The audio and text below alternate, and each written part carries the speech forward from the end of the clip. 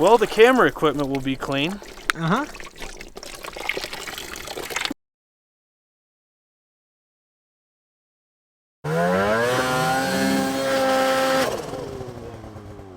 Fuck, I'm in water now. We got a little bit tired, so we figured we'd do a little ice fishing. So Brent's digging the hole right now. You want to see how he's doing? We're straining her out. We dug a nice 4-foot wide hole, and I've seen a couple rainbow trout swim by. Mm-hmm. And now we just got to get the rods and the worms in our ice hut, and I think we're gonna have a successful day on the lake, or creek, if you will. And we would. Kept my camera case on the back, Mm-hmm. and it is proven that I don't think it's actually watertight. I saw bubbles coming from it. Which could just be fish smoking, you never know. Yeah, it could be fish, but I have a feeling it's the camera case. Mm-hmm. And I do have some camera equipment in there, so we're gonna stay tuned, and we'll give you an update here once we catch a few fish and see how much of the camera equipment is ruined. God damn. Cut! Oh my God. Well, Brent, would you like to fill them in? Well, Brad told me to come down in here It's all Brad's fault. so I could film him. Take a picture of the broken brake lever too. Brake lever. Lever. Whatever. Oh, And God. we got a little wet. Little. And if you want to come over here and see the damage.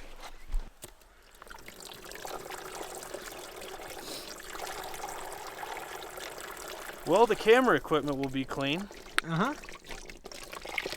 When you're creative like myself, you now know that if we catch a fish here when we're ice fishing here in the next 5 minutes, We'll pull him out with the snow machine. no, we'll pull him out and we will keep him alive in here. Uh-huh. And so tonight he'll be very, and I mean very fresh. Uh-huh. Live well. Ladies and gentlemen, pick one of my waterproof cases up at Cook Pros on Instagram.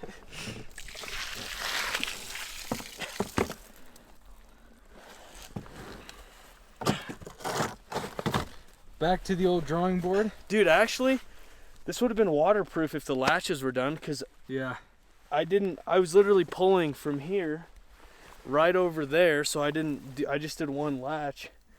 And this side was a little bit more dry, and this side, all the latches were undone. You can see the mud. Well, it's frozen now, but, well. Are you guys wet? Alright guys, so today we're going to talk about camera cases, and especially getting your backcountry or your camera gear into the backcountry safely. When it comes to backcountry, there's a couple things that you need to take into consideration that would be different than if you were going to take it to your friend's house and shoot a video or something like that. It has to be, your system needs to be a little bit more robust. It needs to be weather protected and stuff like that. So we're gonna go over some of that.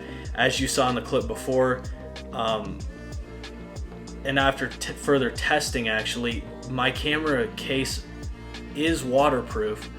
However, it's not waterproof when you don't latch the latches, like I said in the video when I shot it and ruined some gear a couple rides ago. So I want to make a video real quick because there really isn't a obvious answer when it comes to customizing a camera case for a lot of us that are now trying to create content in the backcountry. So there's a few things that I think you need to take into consideration. One is obviously protection. You need to get the gear into the backcountry and out of the backcountry safely, and protect it when it comes to water, when it comes to impact, when it comes to all those different things. But something that I think that a lot of people don't think about is also accessibility.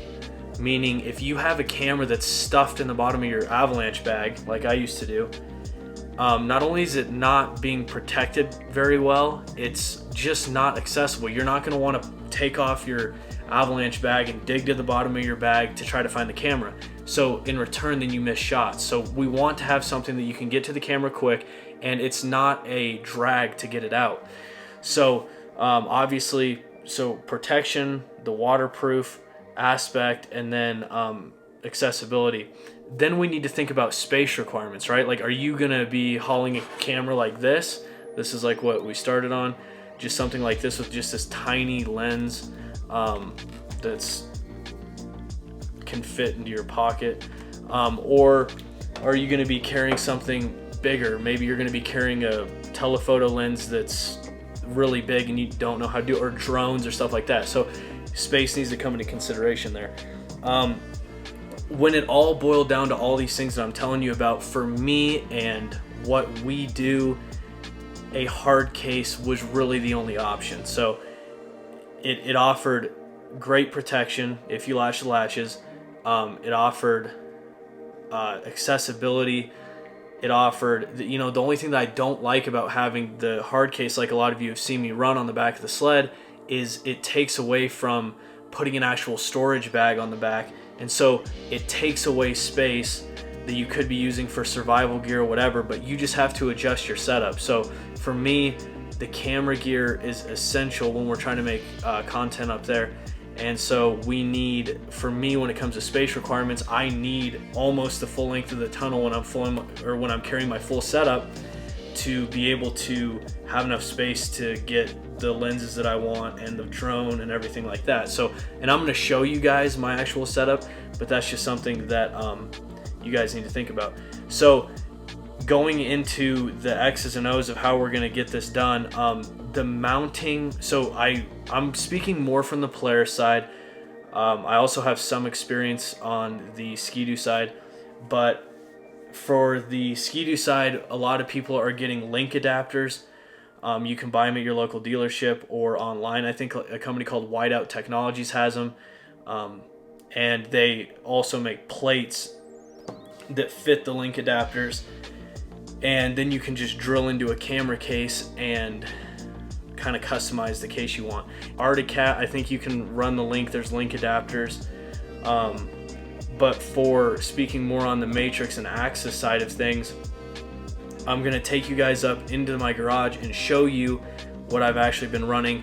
And so far, it's been working super, super well, super seamlessly, especially my Matrix setup. And then the Axis one's super simple. And these are all solutions where I didn't want to drill into the tunnel. I didn't want to do anything crazy. These are just simple things that I've done using Polaris parts to be able to effectively carry my camera gear through the backcountry. And other than that episode, all my camera gear stayed super safe. So let's go to the garage and show you guys what's up. I'm just gonna take you through both the Matrix setup that I've been running this year and then the Axis setup that I've been running for the past couple years. Once I put these sleds together, it was kind of interesting. I kind of think this looks better, this chassis with the skins hood. But leave in the comments what you guys think, because most people I think are going to pick this, but I'm just curious. So leave in the comments which one looks better. All right, so come on back here. So this is a homemade camera case system that requires no drilling. So what I did was I bought an extra one of these bags. This is my brother's. And I took the mounts off this on both sides, and then we made a plate that is exactly these dimensions.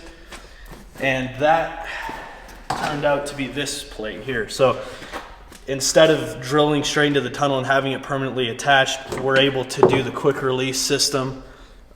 We took this straight off that bag. We had to put some risers under this plate, and we had this made by a fabrication shop and powder coated. So we then drilled out these sets of bolts, depending on, so this will allow us to actually run 2 camera cases. So this is really easy. It comes off, and I feel like it enforces the tunnel a lot more. I case this tunnel a lot and never bent it, and it's a pretty thick setup. So that goes onto there, and what's nice about it is if I want to film, or if Brad's gonna film me, it's super nice to just take it off, set it by him in the snow. The weight's off the snowmobile. I can get over back and forth easier, and not only that, he has all the gear. So that's a good thing. So this box we use, this is just for a camera and 1 lens.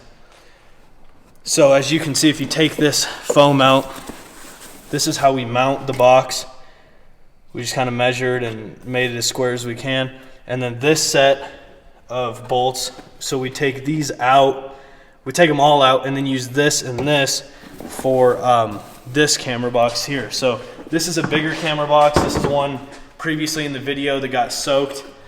Like I said, I did do testing. It is waterproof, but the latches weren't done. So this will suit the days when I want to bring a camera, a lens, and then a drone setup. So like a sunny day that we're going to do a lot of filming, this is the go-to box. So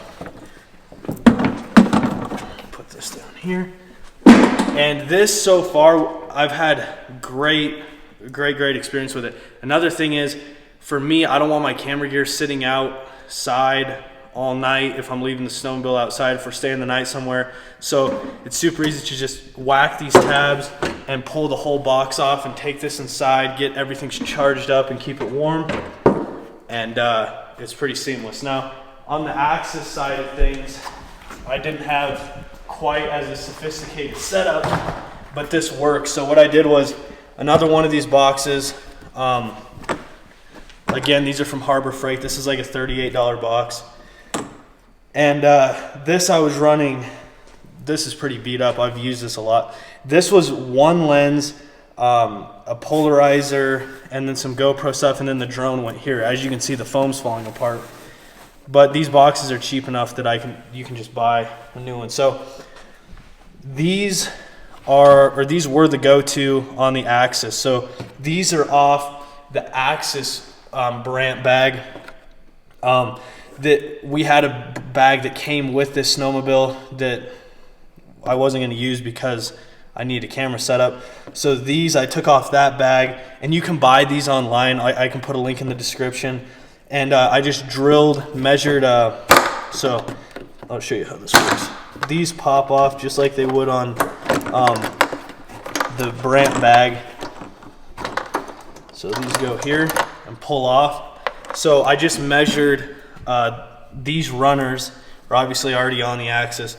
So I just measured this length and drilled these out and stuck them through and mounted them.